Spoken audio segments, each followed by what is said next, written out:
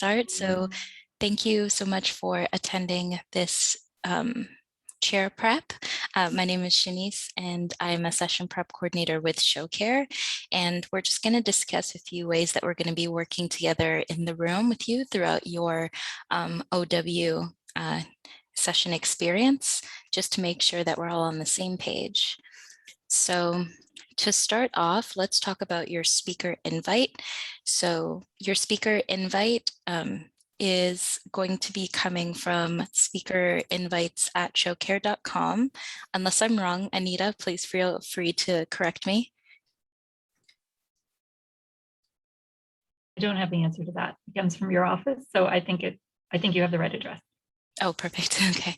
So it's going to come from speakerinvites@showcare.com, and it's going to come to you as a calendar invite, especially. So it's going to take up space in your calendar, hopefully remind you a few hundred times to click the link that's in there. And it is going to come with the body of the email containing a Zoom link that you're going to click to join the Zoom room on the day of, as well as a call time. And the call time is just when we would like you to click the link itself, just because the room will have people entering and exiting throughout the day. So we do want to make sure that you're in the room when you're supposed to be. And the easiest way to do that is we're going to list that call time and you're going to click the link at that time. So that's going to be in there, as well as, of course, the name of your session, the duration. And that's just to make sure, once again, that you know that you're in the right session, the right people at the right time on the right day. So that's going to be your speaker invite, and that's why it's going to come as a calendar invite, just so it takes up that space in your calendar and it reminds you to click it. Shanice, can I just ask, do you know about when we'll receive that? Just because sometimes things go to junk mail, I just don't want to miss anything. Yeah, for sure. There's no actual tentative date that I have right now for my team, but usually the links do go out around 5 days before the conference. So we'll be most likely, there will most likely be some more communication before then between you and the people at Obesity, including Anita. But since I don't have an actual date, I don't want to tell you the wrong one. So just be aware to look out for that very soon. Thanks. Thank you. Of course. And as well, once you get into the green room, let's talk about actually before you get to the green room, just some ways that you can come to the meeting as well that would be beneficial. So one of the ways that we would suggest to come to the meeting would be hardwired in, just to make sure you have a stable internet connection. Sorry, if you've never done that before, all it means is plugging in an Ethernet cable into your computer. If you don't usually do that, just to make sure you maintain that stable internet connection. I have no doubt that all of your Wi-Fis are very strong, but depending only on Wi-Fi sometimes can be a little tricky. And just in the nature of the way that the room is going to be, we do need you to keep a stable connection because when you go into the room, you cannot turn off your camera. And I'm going to get more into that in a minute. But just in general, we want you on a stable connection. So if you can plug in an Ethernet cable, if you can't plug in an Ethernet cable, no worries. I would just suggest making sure that people in your vicinity know that you're going to be in the meeting at that time. Especially as chairs, we do need you to make sure that the speakers stay on time. So we do need you throughout that entire meeting as one of our most important elements. So definitely let people in your vicinity know that you're going to be in a Zoom meeting. That way, if you're at home, someone doesn't turn on their PlayStation and become primary on your Wi-Fi, and then you start coming in slow, as well as if you're going to be at work, just in case you are at the office, a lot of your colleagues don't start jumping on the same Wi-Fi as you during that time, and then all of a sudden you're not priority anymore. So definitely just make sure that people in your vicinity know you're going to be in the meeting, and that way you'll be nice and stable. As well, we would definitely suggest that you come to the meeting using the Zoom app, just because it does have a few more features than the Zoom web browser that you can also use to come to the meeting if you're used to using Zoom browser. And some controls that you can turn on if you're currently using the Zoom app, I can go through with you. So one of them is going to be visually, because we're going to be doing a tech check when you get into your green room, just to make sure you look good. So if you go to the camera icon at the bottom of your Zoom app, if you're currently using it, and you click the up arrow, you can go into your video settings. And the first thing that we usually tell you to do in the in-session is to turn on your HD. So HD is available under where your camera is listed in the video settings. So you can turn that on. And as well is the touch up my appearance under my video. So for that one, when you check mark it, it's going to come with a scroller, and we wouldn't recommend going more than halfway just because we still want you to look like you in the Zoom room, and it does smooth you out quite a bit. But definitely feel free to use that as well up to halfway point. And that way, once again, you look your best in the room. The other thing that we usually look for when we're looking for visual cues is just to make sure that you have your shoulders in the frame to look like you're talking to your audience, as well as making sure there's a little bit of room between the top of your head and the top of the frame.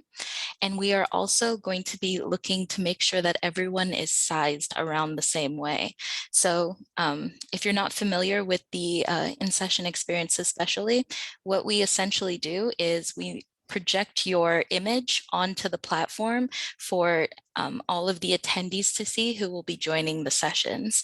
So when you think about it, when you see two people, even on TV, if they're just speaking to each other as two boxes, you want to make sure they're around the same size when they're in their boxes, and that way you can see them really having a conversation with each other. That's the same way the look that we want to put on the platform, which is why we're also most likely going to tell you to either move your chair up, move your chair down, maybe sit back, maybe move forward, things like that while you're in the Zoom room. So the only reason we do that is just to make sure that you do look around the same size as everyone else in there, which is why turning on some of these visual things that I just suggested would be most beneficial, just to make sure that everyone looks around the same. And as well, we are going to be focusing on audio too, because of course we want your audience to hear you. For you as chairs, it's going to be, of course, you asking the questions to your speakers. And then for the speakers, it's going to be for them speaking. So we want to make sure that if you haven't come into the Zoom room and started speaking to anyone while we're still in green room time, that you at least say a few sentences. That way we can make sure that your audio isn't cutting out. The easiest way to fix any audio issues is just to have a pair of wired headphones nearby if you don't already use them throughout the meeting. And if you're going to be using computer audio, especially, a great feature to turn on that's also in Zoom, if you're currently using the Zoom app, if you go down to the little microphone icon and click the up arrow next to it and go into your audio settings, you'll see suppress background noise as a setting under where you can test your speaker and microphone. And that should be on auto if your Zoom is updated already, but you can definitely adjust that depending on what's going on in your background. So say you were taking notes during the meeting, you can turn it up depending on your key typing, or if you have pets in the background who like to bark, of course, when you're in an official meeting, you can definitely turn that on as well. And that way it's sure to isolate your voice. Unfortunately, because these settings are specifically in Zoom, if I try to share and it won't actually show the Zoom settings that I'm sharing because it thinks you don't want to show Zoom as a feature. But what I can do is, if you're okay with this, Anita, could I screenshot and send it to you, and then we can have like something that we can send out to everyone? Would that be beneficial?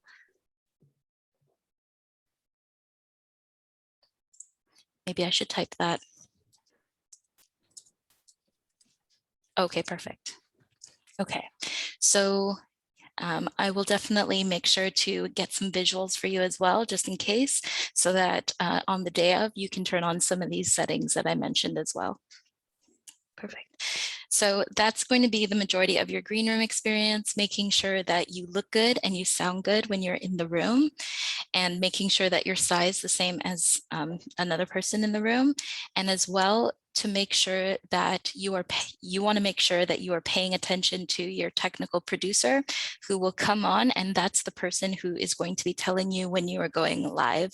So our technical producer for this meeting, his name is Todd, and what he usually does is he will introduce himself to you right after you do the tech check with your technical moderator, just to let you know that he will be the one counting you in. So he'll say things like, we're roughly 5 minutes to live, we're roughly 2 minutes to live, we're 1 minute, we've got 30 seconds, 5, 4, 3, 2, 1. So you want to make sure that you're paying attention to those cues so you know when you're going to be live. And like I mentioned before, a big aspect of when you get into the Zoom room is you want to get into the habit of not turning off your camera, which is kind of hard when you're in a Zoom room because you're used to not being visible when you don't want to be visible and being visible when you want to be visible. But for the in-session experience, because we're taking your image and projecting it on the platform, we control what the audience sees and when. So don't worry about being off camera when you're supposed to be off camera. Our technical producer who's grabbing the images will make sure that the audience sees what they're supposed to see. But on your end, the only way that we can do that is if you keep your camera on the entire time. So once you get into the Zoom room, we are of course going to remind you, and anytime you turn off your camera, we are going to definitely ask you to turn it back on. So that's one of the things that you want to keep in mind. We can send you prompts to turn on your camera if you do turn it off by accident, but we can't turn on your camera for you. So you definitely want to make sure that even if you do, even if it's a mistake, turn it back on right away, because it does change the way that the audience is viewing everything, since we're capturing all images and then choosing what the audience sees. Does anyone have any questions about that? Oh, I just had a question I put in chat about muting. We can mute though when the talks. You want us to, I assume. That's exactly Okay. right. So that is a great way to control that. The only sound that the audience hears is who's supposed to be currently speaking. So you can mute yourself. You can leave the frame if you're not on camera at that time, of course. So if our technical producer has cleared you, you are definitely allowed to leave the frame, anything like that, before we go live. And during live, if you are the chair, you're most likely going to be on screen. But if there is for any reason that you're not going to be projected to the audience, we would have let you know while we're still in green room time. That way you can get up and do anything that you need to do in your vicinity without turning off your camera as well. All right. So let's talk about the end of the meeting. That's also really important. So at the end of the meeting, your technical moderator, who's also in the room with you, who does the tech check with you at the start, they are going to put meeting messages like 5 minutes to closing, 2 minutes to closing, and 1 minute to closing in the chat to everybody. And that's because attendees won't be in your room. Like I said, they're going to be on the platform viewing everything that's going on. So we can talk freely among each other in the actual Zoom room. So since they send the messages to everyone, you do want to make sure you still have the chat open throughout the meeting to see those messages. Because when we get to the 2 minutes to closing to 1 minute to closing, you as the chair do need to make sure that we're going into wrapping up and goodbyes for that time. And that way the session can technically end on time.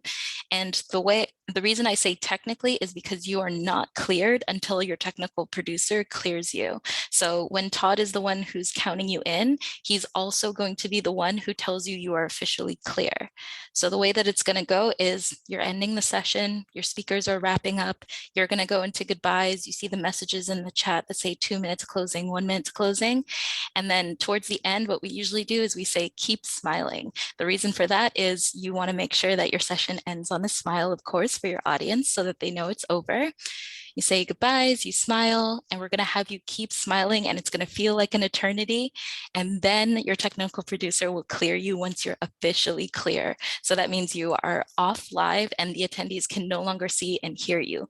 You don't want to start talking before that because it's called hot micing, and we don't want to hot mic you in the room. So definitely you want to make sure that you're paying attention. And when you hear, okay, we are now off live from your technical producer, that's when you can start talking freely again. All right, perfect. So from start to finish, that's how we count you in, and that you're going to go into your content. You're going to make sure the speakers keep on time. You're going to ask them the questions that are coming in the chat.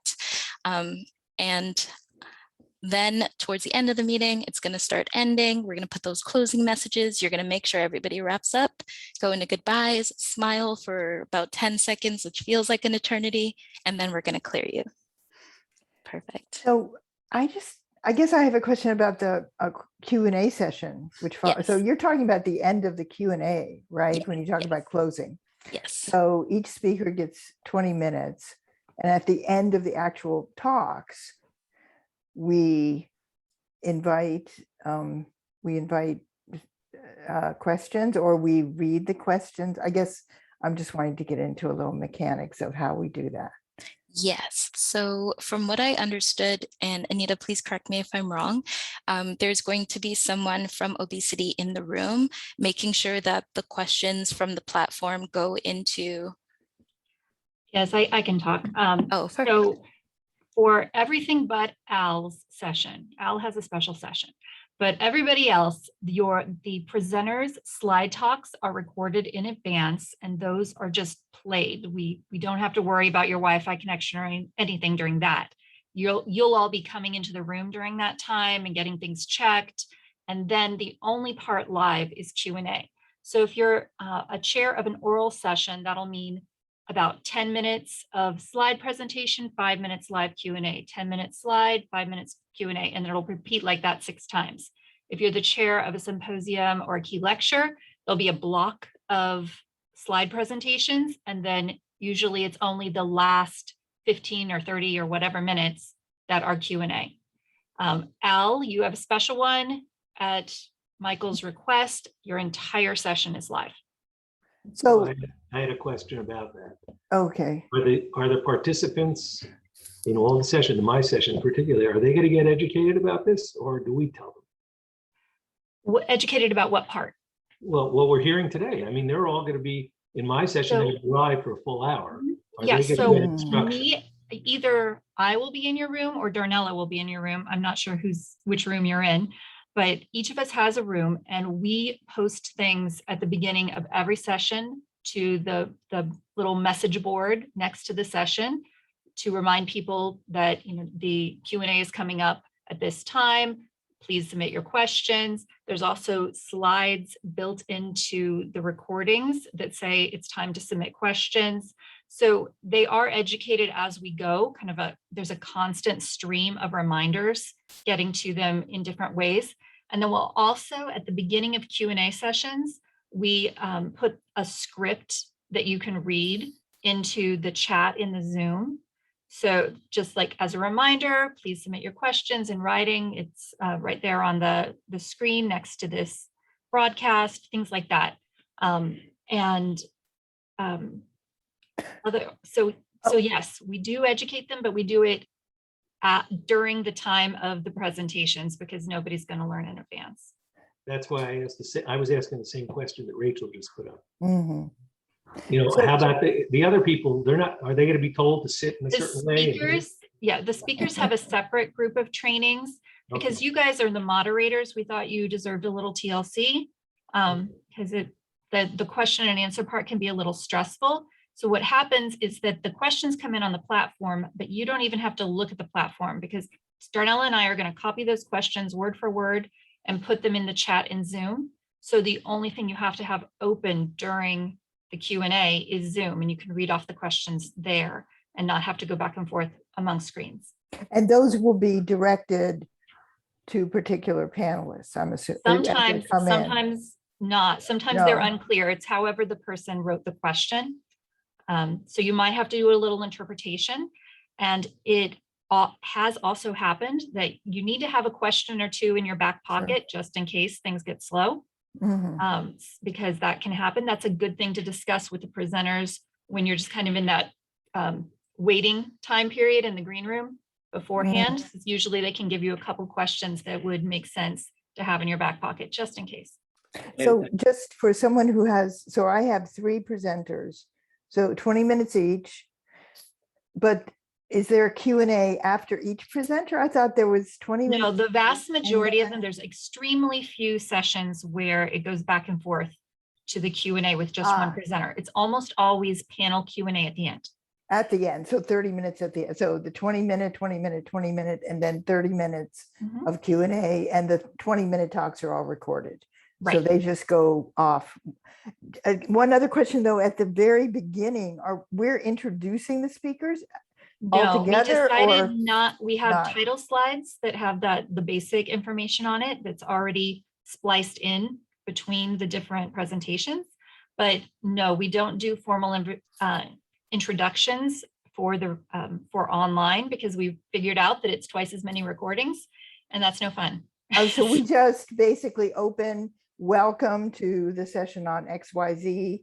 You don't even talk before the Okay, session we don't starts. talk. Okay, You don't even talk. The only time you talk is during the Q&A part. got it. Okay, thank you. And Anita, are we going to hear the recorded presentation as it's playing? You can turn it on. It'll be a separate window. You'll go into the virtual conference system and you can have it playing. But then at some point, we're going to put in the chat for you to turn it off, because there's going to be a slight time delay, and it will confuse you so much if you're in live Q&A and you're hearing every word, on a 5-second delay out of your speakers. So that's the reason we just go ahead and copy and paste everything in, because it's too confusing for people otherwise. But then if we don't listen at the time, can we hear their talks? They've been recorded. So are we able Yes. to access their talks? Yes, you are. And I'll send everybody the talks.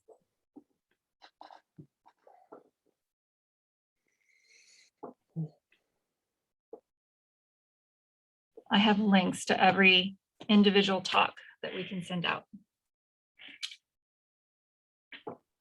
Okay, great.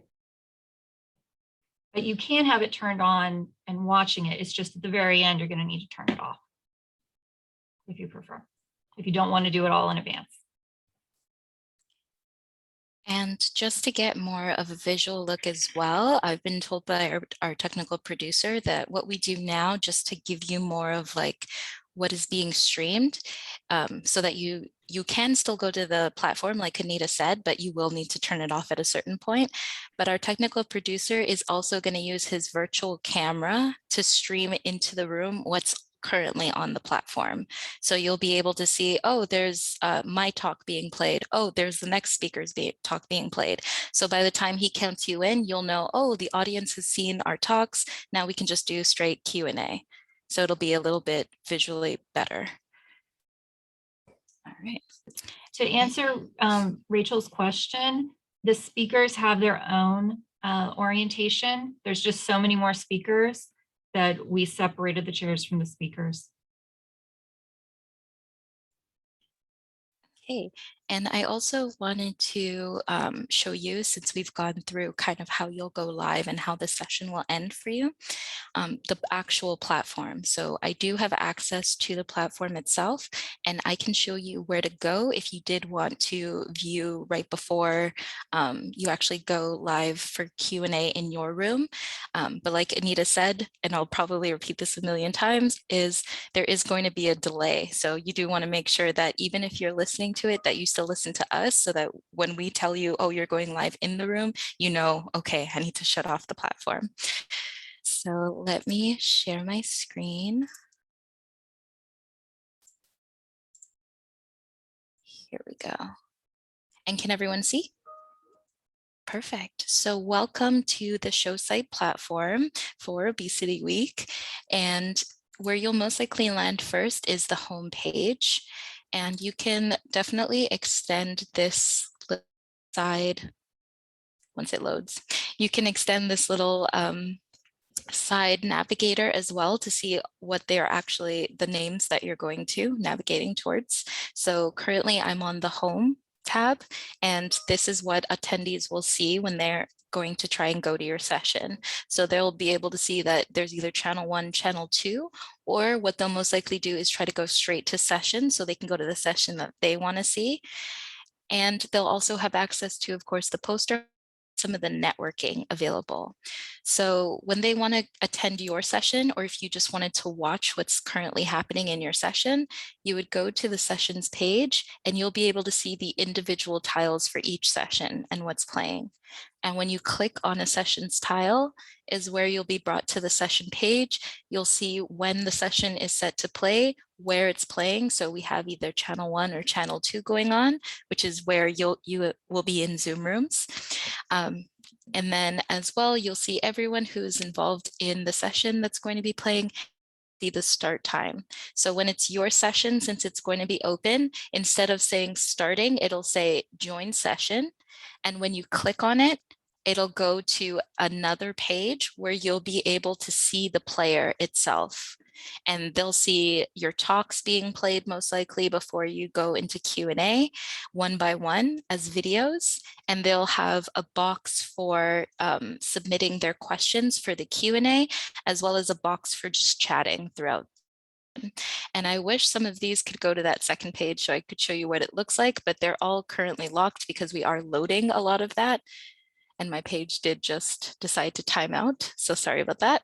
But let me see if I could find, we are testing quite a few of them. So let me see if I could go into one of these tests. This one started at 12:10. They've closed the test for the day. So I unfortunately can't show you that second page right now, but just know that you go to this. The easiest way is to go to the sessions page, click on your session tile. You'll get here, and then you're going to click on the join session button. And that will bring you to the page where you can see the player going on.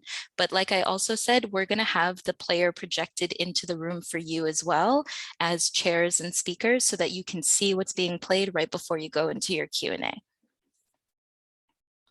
Perfect.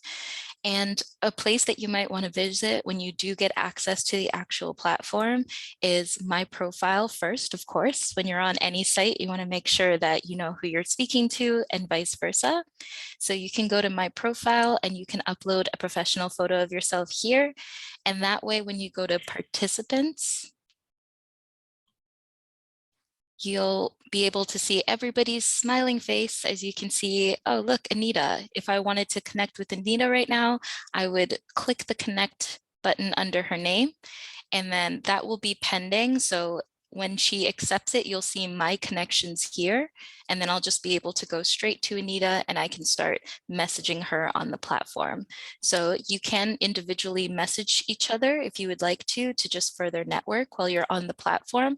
And this will be private. So if you wanted to exchange contact info to continue the conversation, maybe via email or anything like that, I would recommend doing it in the private messaging feature that you can also find by just going down to the bottom here. So a couple other things to know. If you go back to participants, you can search for people by interest a whole bunch of different ways. Yeah. If you scroll down, there's keywords you can search for, mentoring, track interests, all kinds of things in the list.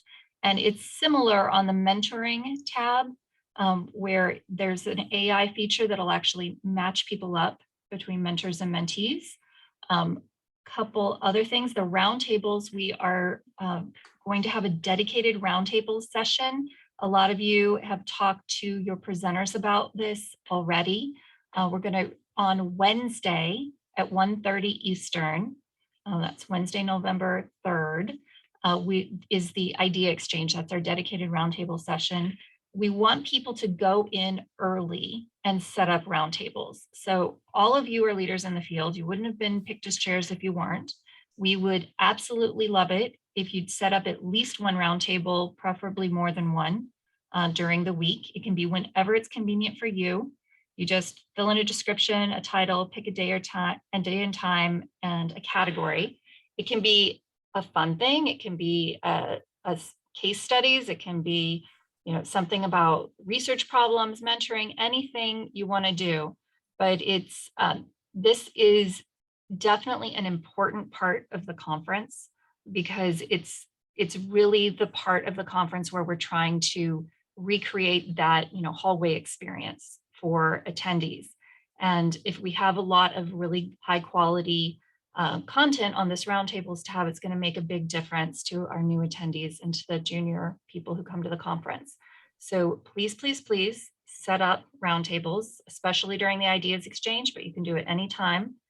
day or night. If you want to do one for Australia in the middle of the night, feel free. So that's a big thing. The chat boards are like a Q&A board for, and there's also a job board there. So if you're looking to hire, let people know that they can post it there. Then we have a brand new section that's just for fun, the photo gallery and video gallery. We're kind of doing a lot of silly stuff around that. And then there's even like a game that's also a fun part of the conference. If you scroll down to the far bottom, you'd see the game. So people can earn points for going to sessions and doing other things. And we have different tiers of prizes they can win. The full schedule is actually my favorite place to find events. You click on the full schedule up higher. Sorry. Because in that, you can switch the time zone to your local time zone, which is an incredibly handy feature. And so see that convert to time zone, click on that, please. And she's in Eastern, so it's not going to do anything, but for any of you who aren't in Eastern, it will. And then you can page through to November. I don't know why we have an October test session on here, but usually November 1st would be the first thing you'd see, and you'd see every single thing that's on the calendar. This year, we are doing replays overnight from almost all the sessions. So we really will have 24-hour programming, and we'll be serving people that are even on the other side of the globe. That is a new feature this year.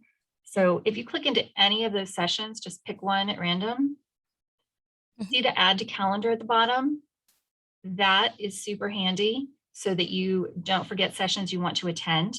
I highly recommend you add everything to your calendar when you first get access to the platform. And all of you are going to get access to that platform on Tuesday, October 26th, in about a week, so that you can pre-populate roundtables, do your schedule in the poster hall. You can, find your favorite posters. We're going to have live poster sessions on Tuesday and Thursday at 1:30 to 3.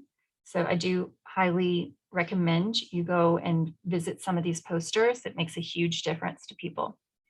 And that's my spiel. Any questions? Yeah, I just in recent conferences, how well have the round table, I'm sure it's hard to generalize, but how well have the round tables been attended? Well, this last year, we didn't get them working until Tuesday afternoon of the conference because it was a brand new thing. So we didn't have any time to publicize it. We did have some really good experiences of a lot of members who came back and told me about it. And we've since improved the roundtables even more so that all of the feedback that we got last year is incorporated this year. So this is the first year we've made a big thing of it, where we're literally like doing a video introduction to it. We're putting it in everybody's login information. We're putting it in email blasts. So I don't know how well attended it will be this year, but I hope it will be very well attended because it is a really useful part of a virtual conference, and it kind of makes the difference between just consuming something online and actually interacting with it. So I do hope that people are involved in the roundtables.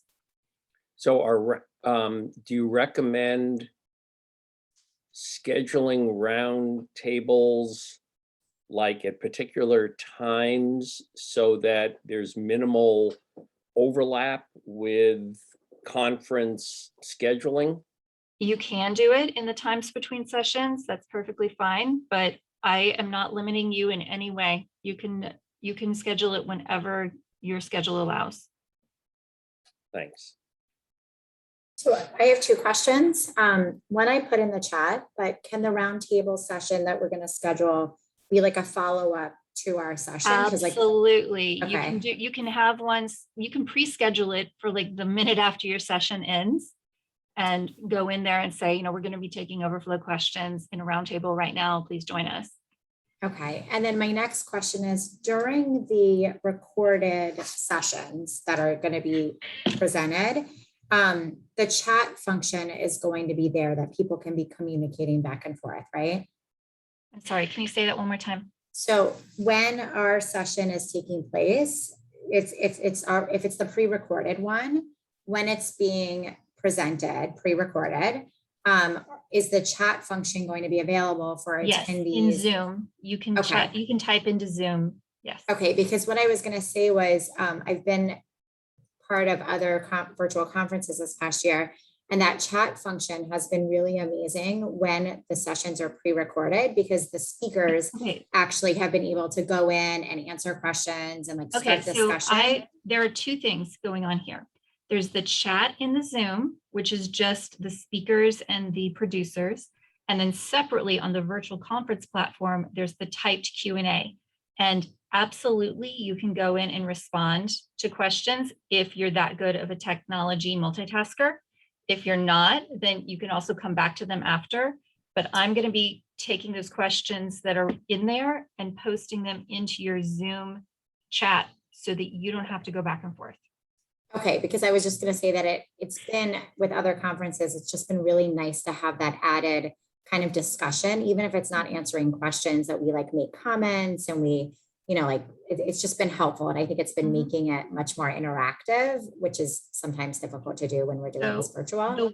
We do limit it to Q&A. We don't have just miscellaneous chattiness, because sometimes that can kind of spin out of control in unusual ways that people don't appreciate. So we just made a decision early on to limit it to questions and answers, because like those are much more likely to be related to the content than, hey, it's cold in here or something, not the equivalent of, hey, it's cold in here, but for a virtual conference. I do get those kinds of comments through there. And then, somebody says like, I can't hear, can anyone, can everybody else hear the audio? And somebody will respond, yeah, it's just you. And then I clear those out pretty quickly. Okay. All right. That's fine. I mean, I think that's why then maybe the roundtable sessions would be extra helpful to have that interactive piece that I think some other conferences are having during the actual pre-recorded part, but that makes sense. And some notes I did want to make sure for everyone to know about roundtables. So as long as there are 2 people in the roundtables will remain open. So that's very important for when you start a roundtable, because if you schedule your roundtable, but it doesn't have 2 people join within the first 5 minutes, it'll close itself, just to make sure that people are actually using the room. So you want to make sure when you start your roundtable, like when you schedule it in advance and then you go to join it, maybe having a second person join with you, just in case you were talking to somebody on the platform using messaging and saying, hey, do you want to come with me to a roundtable? We can talk more. We can be face-to-face, things like that. Inviting them to your roundtable with you will help keep the room open for other people to join. And there is a limit of 20 people per roundtable, so you want to keep that in mind as well. Once your roundtable is full, nobody will be able to enter until somebody exits. But the great thing about roundtables is that they have no time limits once there are 2 more people in there. So you can keep it open for as long as you want, answer questions from people as long as you want.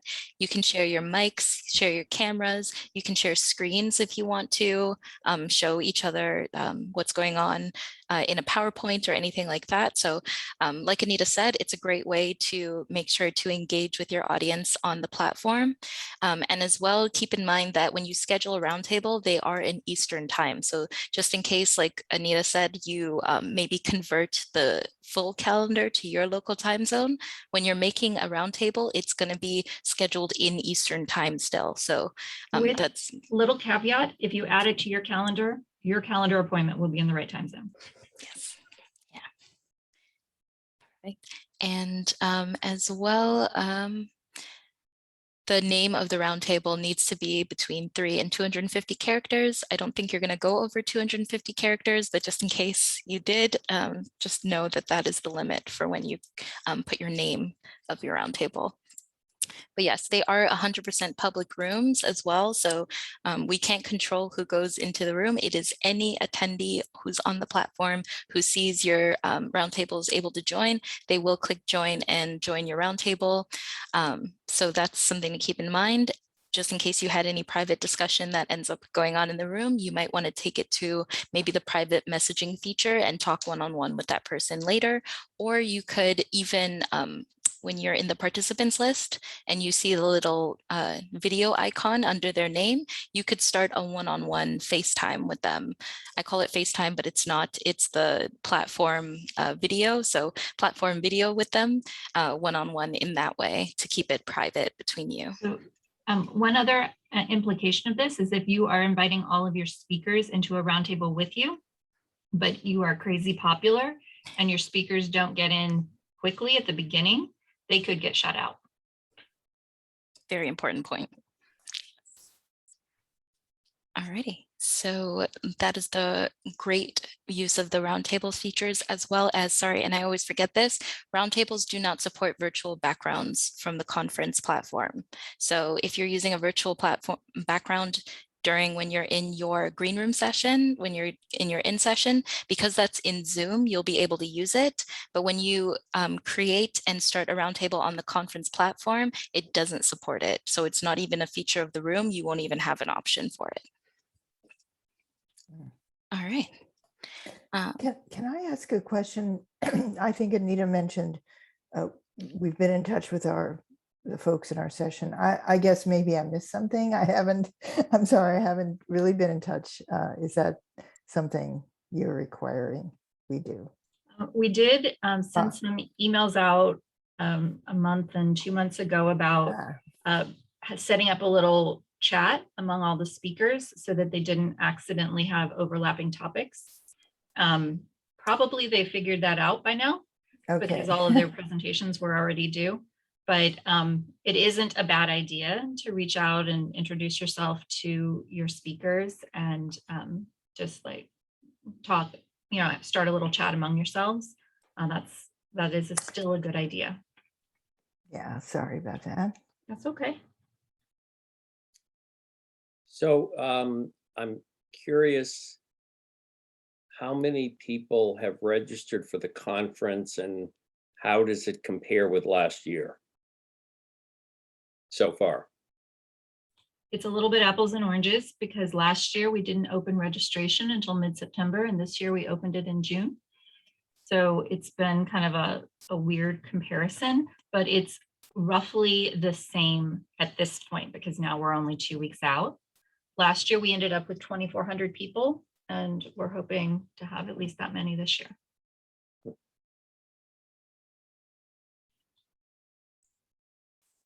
Perfect. Did anyone have any other questions as well about anything on the platform, anything in general for your session? Janice, just a quick question on the technical aspect. So backgrounds, we're going to be seeing just like we are now. If I put a blur on, it won't show up. The blur won't show.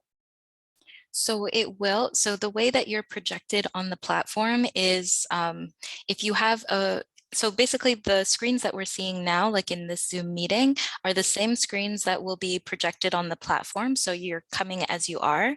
If you have a virtual background like mine, it will show to the audience. The only thing that won't show from your current Zoom box is your name, the way that you have it, because we're going to have lower thirds on it instead, just like if you were on TV.